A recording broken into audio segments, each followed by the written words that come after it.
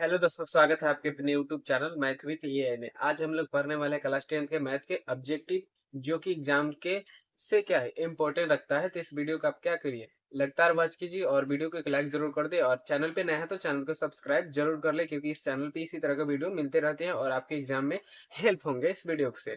ठीक है, तो इस वीडियो का पहला क्वेश्चन कह रहा है कि किसी किसी बिंदु की एक अक्ष, शायद हो सकती है यहाँ पे आपको चमक रहा हो तो मैनेज कर लीजिएगा, क्योंकि हम बोल रहे हैं तो आप सुनिएगा। किसी बिंदु की एक अक्ष से दूरी उस बिंदु का कहलाती है।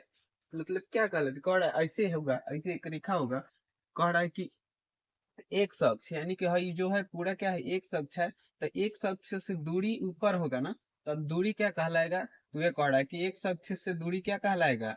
तो याद रखिएगा, कोटि। ठीक, कोटि। ठीक, हमेशा याद रखना क्या कहलाएगा, तो कोटि कहलाएगा। बिंदु यानी आपको याद रखिए, पहला क्वेश्चन क्या करे, कोटि। जब भी आपको यहाँ पे अगर दिखे एक तो क्या कहेंगे, कोटि कह देंगे। आंसर कंप्लीट हो गया। बस अब ऑब्जेक्टिव है, ज्यादा समय नहीं देना है, सीधे सीधे समझते चलना। ठीक है, उसके बाद दूसरा क्वेश्चन कह रहा है कि बिंदु एक और पांच, ये क्या है कि बीच में कामा है, तो एक है और पांच है, किस चतुर्थांश में स्थित है। तो हमने पिछले वीडियो में इसको क्या किए थे, कवर किए थे इस तरह के क्वेश्चन। इसमें भी आया है क्वेश्चन, तो जैसे कि एक और पांच यानी कि हम बोले थे कि इसको कहते हैं प्लस और प्लस, इसको कहते हैं प्लस और माइनस। ठीक, प्लस और सॉरी माइनस और प्लस, इसको कहते हैं माइनस और माइनस, इसको कहते हैं प्लस और माइनस।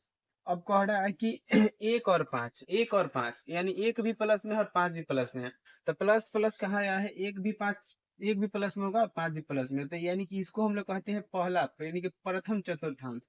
तो प्रथम चतुर्थांश कहाँ है, यही वाला है। यानी कि एक और पांच यानी कि प्लस प्लस प्लस और प्लस किस चतुर्थांश में है, तो पहले में है। याद रखना, पहले में है। ठीक, ये भी समझ में आ गया आपको। ठीक है दूसरा कह रहा है कि यदि root two cos theta is equal to one हो तो थीटा का मान क्या करें। कह रहे कि रूट टू कॉस थीटा बराबर एक हो तो थीटा का मान क्या होगा, ऐसा ठीक है। उसके बाद कह रहा है, अगर देखिएगा, अगर माइन एक और पांच था, एक और इसी में क्वेश्चन समझिएगा आप, एक और पांच यानी कि अगर पूछ रहा था एक और क्वेश्चन पूछ दे, जैसे यहाँ देखिएगा -3 और -5 पूछेगा, तो किस चतुर्थांश में जाएगा आपका। यानी कि दो, यहाँ भी माइनस और यहाँ भी माइनस होना चाहिए, यानी माइनस माइनस माइनस माइनस, यानी कि ये होता है पहला, ये होता है दूसरा, ये होता है तीसरा, ये होता है चौथा। ठीक है, यानी कि यहाँ से नहीं गिनना है, यहाँ से गिनना है, एक दो तीन चार। ठीक, यानी माइनस माइनस किस में है, तो तीसरा में, यही याद रखना। ठीक है, ये सवाल अगर ऐसा पूछे तो। ठीक है, अगला क्वेश्चन कौन है आपका, तीसरा नंबर की, ये रूट टू कॉस थीटा बराबर वन हो तो थीटा का मान ज्ञात करना। तो कह रहा है जैसे कि रूट टू कॉस थीटा, यही सही है, बराबर वन। तभी गुना में है, तो इधर वाला आप उधर क्या कर सकते हैं, आप भाग में तो भेज सकते हैं, तो यानी कि रूट कहाँ चल जाएगा, रूट टू नीचे भाग में चल जाते, किसका मान होता है, रूट टू कॉस थीटा बराबर रूट टू किसका मान होता है। मतलब कॉस में रूट एक बटा रूट टू किसका मान होता है, तो आप कहेंगे ना कि 45 डिग्री का मान होता है। ठीक है, 45 डिग्री का मान होता है। यहीं पे अब समझ गए कि इधर गुना में था, इधर बाटा में भेज दिया। अब पूछे कॉस में एक बटा रूट टू किसका मान होता है, तो 45 डिग्री का मान होता है। ठीक है, उसके बाद कह रहे हैं कि वन प्लस कॉट स्क्वायर ए बटा वन प्लस टेन स्क्वायर ए बराबर होता है। एक चीज ऐसा क्वेश्चन हम आपको बताएं कि अगर इस तरह के आपको क्वेश्चन कभी भी पूछे ना आपसे, तो ऊपर देखिएगा कि क्या लिखा है, ऊपर यहाँ पे क्या लिखा है। अगर कॉट स्क्वायर लिखा है तो उसका आंसर क्या कर देंगे, कॉट स्क्वायर। ठीक, अगर यहाँ पे लिखे टेन स्क्वायर और नीचे कट कर दे तो उसका आंसर टेन स्क्वायर हो जाएगा। समझ में आ रहा है कि अगर यहाँ पे ऊपर जो लिखा रहेगा वही हमारा क्या हो जाएगा, आंसर हो जाएगा। ठीक, यहाँ तक आपको समझ में आ रहा है कि अगर यहाँ पे जो लिखा रहेगा वही क्या हो जाएगा, यहाँ पे हो जाएगा। ये है ऑब्जेक्टिव क्वेश्चन। तो इसमें हमें क्या सीध थोड़ा ना करना, हम सीधे आपको बता रहे हैं कि अगर इस तरह क्वेश्चन आपको दिखे तो सीधे कॉट स्क्वायर थीटा, या टेन हो तो टेन स्क्वायर थीटा कर दो। पांचवा करके यदि sine theta is equal to 3/5 हो तो कॉस थीटा का मान होगा। साइन थीटा बराबर 3/5 हो तो कॉस थीटा का मान क्या होगा। जैसे अब कह रहा है कि अब देखिएगा यहाँ से कि साइन थीटा बराबर क्या होता है, फॉर्मूला आपको तो याद होगा कि साइन थीटा बराबर P/A। ठीक, यानी कि P कितना है आपका यहाँ पे P 3 दिया है और उसके बाद और H कितना दिया है, 5 दिया है। ठीक, यहाँ तक तो आपको समझ में आ रहा है। अब पूछ रहा है आपका cos थीटा का मान।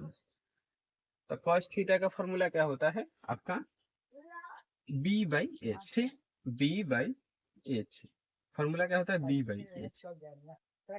B/H यानी कि आपका क्या कह रहा है कि 5H, यानी कि H की जगह पे आपका 5 आएगा ना।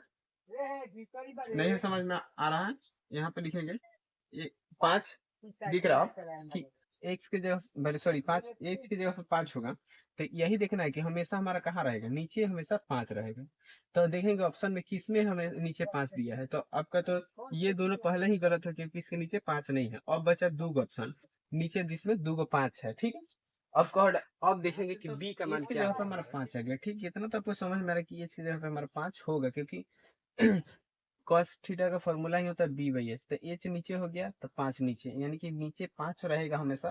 तो 2 ऑप्शन में दिख रहा है 5, हमें दोनों तो ऑप्शन सही हो नहीं सकता है।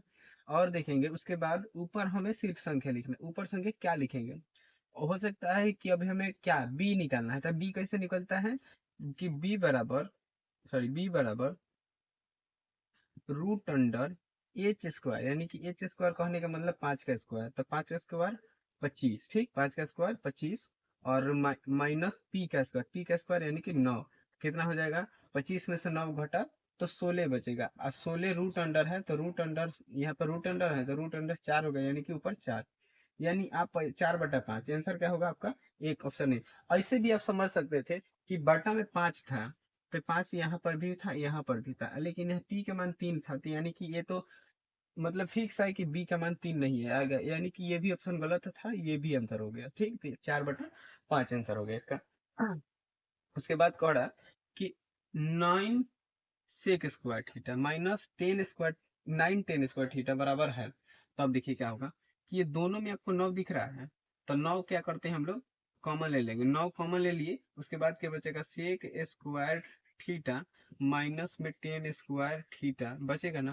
तो ये इतना का पूरा का फॉर्मूला होता है बराबर में 1, और 1 हो गया है पूरा। तो 9 में 1 से गुना करेंगे तो ऑप्शन नंबर क्या हो जाएगा आपका, बी 9 आंसर हो जाएगा। क्योंकि ये sec square minus 10 square theta is equal to 1 formula होता है। ठीक है, तो ये 9 में 1 से गुना करेंगे तो क्या हो जाएगा, 9 ही होगा, इसलिए इसका आंसर क्या हो गया, 9 हो गया। उसके बाद अगला क्वेश्चन कह रहा है हमारा 7वां नंबर की 2 साइन 38 डिग्री बटा cos 52 डिग्री का मान क्या होगा। ठीक, तो देखिए ये 2 को आप भूल जाइए। जैसे मान लीजिए कि अब यहाँ पे 2 नहीं है तो ये ऊपर नीचे इसका कॉट का मान कितना आएगा, 1 आएगा, यानी कि 1 आ गया ना।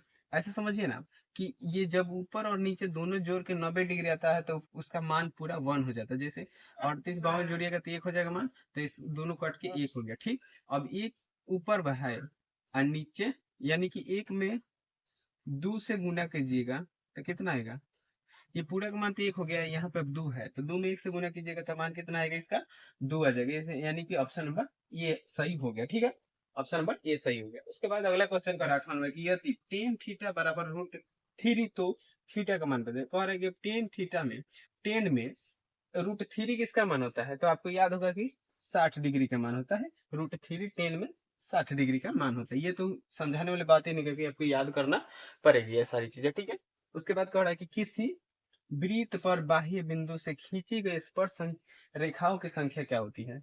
जैसे ये देखिए यहाँ पे कि एक वृत्त है, इधर हम मिटा देते हैं। जैसे ये वृत्त है, स्पर्श रेखा यानी कि इसके ऊपर से एगो स्पर्श करेगा, एगो नीचे से स्पर्श करेगा, यानी कि एगो रेखा और दूगो रेखा। यानी कि स्पर्श रेखाओं की संख्या क्या होगी, दूगो। बाहरी से खींचेंगे स्पर्श रेखा क्या होगा, दूगो। या फिर ऐसे भी समझिए, आप चाहेंगे कि इधर से नहीं खींचे, इधर से खींचे, तो इधर से खींचेंगे और इधर से, तो दुगो ही ना कि चारों बगल से खींच तो 4 गो हो जाएगा, नहीं, खींचेंगे तो इधर से भी और इधर से, यानी कि सामने सामने खींचेंगे तो स्पर्श रेखाओं की संख्या कितना हो जाएगा, ऑप्शन नंबर बी, यानी कि दूगो। ऑप्शन नंबर, यानी कि किसी भी वृत्त पर स्पर्श संख्या कितना हो सकती है, 2 हो सकता है। ठीक है, इतना याद आपको रखना है। ठीक है, उसके बाद इस वीडियो के लिए इतना ही। तो मिलते हैं अगले वीडियो में, तब तक के लिए धन्यवाद। और वीडियो अच्छा लगता है एक लाइक जरूर कर दे, अपने दोस्तों में भी शेयर करें।